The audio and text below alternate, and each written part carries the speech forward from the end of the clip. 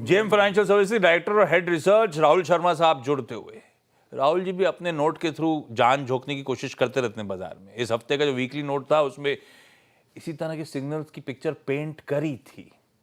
उस पर आता हूं। Rahul ji good morning. एक बात बताओ पहले तो, आप कंफर्ट ज्यादा आपका कहां आ रहा है, बाय ऑन डिप्स पे कि सेल ऑन राइज पे? जी very good morning Ashish ji और वीरेंद्र जी। देखिए आज पहली बार बहुत दिनों बाद निफ्टी ने एक आवरली कैंडल डोमिनेंट बनाया है और बहुत ही फर्म क्लोज हुआ है। पहला घंटे का जो ट्रेड रहा है ये क्लियरली इंडिकेट कर रहा है कि ये जो बाउंस बैक है 23,200 23,300 तक चलता हुआ दिख सकता है। यानी कि यहाँ से मोमेंटम एटलीस्ट 2-3 दिन के लिए मुझे लगता है कि मार्केट के अंदर अच्छा रहेगा। तो प्योर बाउंस बैक है यहाँ पर।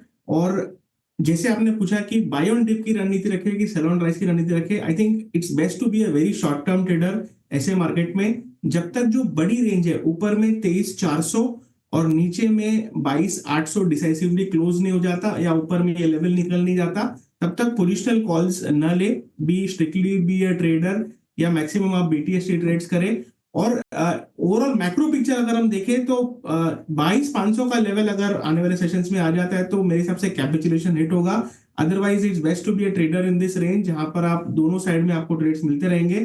फिलहाल आज की ट्रेड हमारी क्लियर है कि निफ्टी को बाय करके चलना है। 23,200 23,300 तक के टारगेट हमें लगता है कि निफ्टी में देखने को मिल सकते हैं। लीजिए, तेजी और तूल पकड़ेगी, बढ़िया है। राहुल जी का जो वीकली अपडेट था, things look overdone on the down side.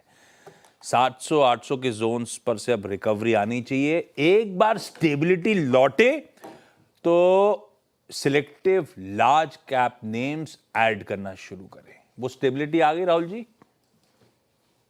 Market indicate कर रहा है। अगर जो हिसाब से हम देखें कि 5 या 6 बार निफ्टी ने 22,800 के नीचे तोड़ने की, इनफैक्ट क्लोज करने की कोशिश की, लेकिन हर बार वहां से रिकवरी देखने को मिली।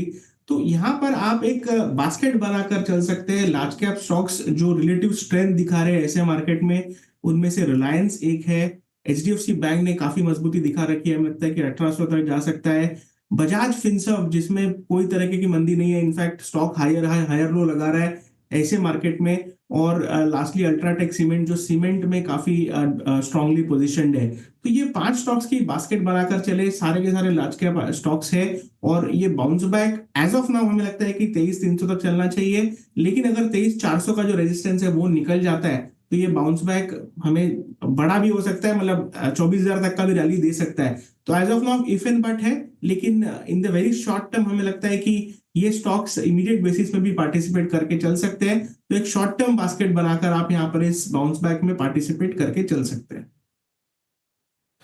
आशीष, जो हम सुबह बात कर रहे थे कि निफ्टी आईटी रिस्क है 40,800, और देखिए आशीष एग्जैक्टली 40,800 ही निफ्टी आईटी का लो है।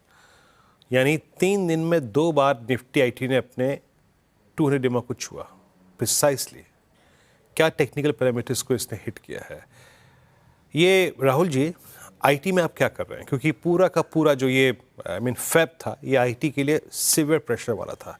एक इंडेक्स सारे एवरेजेस के ऊपर से ऑलमोस्ट अपने 200 डेमा को विजिट करके आ गया। बट उसमें भी मैं एक चीज़ बखूबी कह सकता हूँ विद स्ट्रॉन्ग कन्विक्शन कि that still mid cap IT से कहीं स्टेबल स्ट्रॉन्ग चार्ट्स हैं आपके लार्ज कैप आईटी के। अगर मैं सिर्फ टीसीएस और एचसीएल टेक्नोलॉजीज को छोड़ दूँ तो आपका आईटी में व्यू क्या है इस वक्त?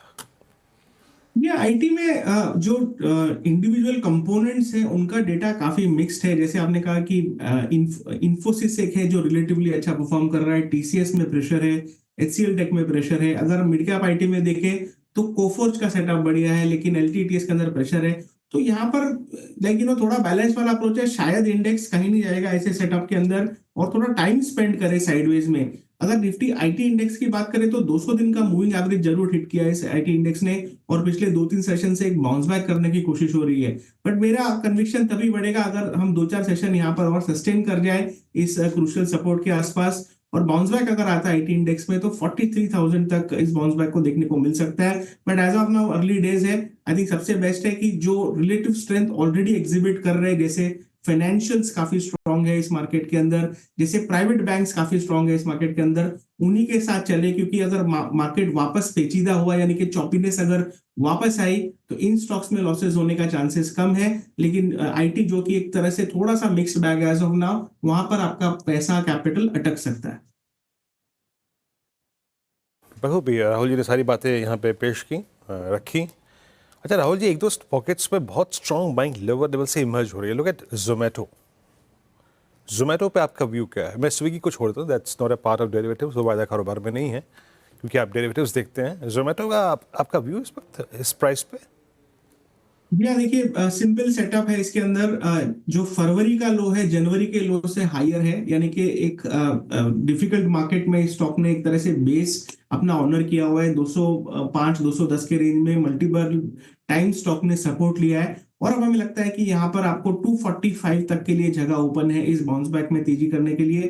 तो सेटअप जो है काफी अच्छा लगता है जोमेटो के अंदर, इस भाव पर आप बाय करके चल सकते हैं। आज का जो लो है 220 का, ये आप स्टॉप लॉस रहेगा लॉन्ग पोजीशंस के लिए, और 245 का एक इमीडिएट टारगेट मुझे लगता है कि जोमेटो में देखने को मिल सकता है। तो सेटअप काफी बढ़िया है, रिलेटिव स्ट्रेंथ भी बनी हुई है, और ऐसे मार्केट में जहां पर निफ्टी ने फाइनली एक रेजिस्टेंस निकाला है 23,000 का, मुझे लगता है कि ये सेटअप्स आउट परफॉर्म करके चल सकते हैं मार्केट के अंदर। सवाल मेरी तरफ से, आपने कहा बास्केट बनानी चाहिए, अब उस बास्केट में फल कौन से डालने हैं तो बता दो कम से कम। ये आशीष जी 5 फल है। सबसे पहले सबसे इंडेक्स का जो हेवी वेट है रिलायंस, उसके बाद HDFC bank, Bajaj Finserv, UltraTech cement, और लास्टली ब्रिटानिया। ये 5 स्टॉक्स है जिसकी हमने एक बास्केट रेकमेंड की है हमारे क्लाइंट्स को। ये बास्केट अभी भी एट कॉस्ट या सिमिलर प्राइसेस पर चल रही है, ज्यादा बड़ा मूव नहीं आया है। बारिंग बजाज फाइनेंस जो तकरीबन 100 रुपए चल चुका है, बाकी मोस्ट ऑफ द स्टॉक्स मोटा मोटी उसी रेंज में है। तो इस बास्केट को अभी भी इनिशिएट किया जा सकता है, जहां पर निफ्टी जो एक बाउंस बैक की जिसकी बात कर रहे हैं उसमें ये स्टॉक्स अच्छा पार्टिसिपेशन दिखा सकते हैं। ब्यूटीफुल। लीजिए भाई, ये 5 दिग्गज स्टॉक्स जो जेएम फाइनेंशियल और राहुल शर्मा जी को पसंद आ रहे हैं। Reliance industries, HDFC bank, Bajaj Finserv, Britannia और अल्ट्राटेक सीमेंट। रिलायंस की बात हुई है तो ध्यान रखिएगा, इस चैनल का स्वामित्व प्रबंधन उसी के पास है, तो एक इंडिपेंडेंट फाइनेंशियल एडवाइजर से भी कंसल्ट करिएगा। Rahul ji, thank you so much जुड़ने के लिए, बढ़िया तरीके से इन फलों को सुझाने के लिए भी।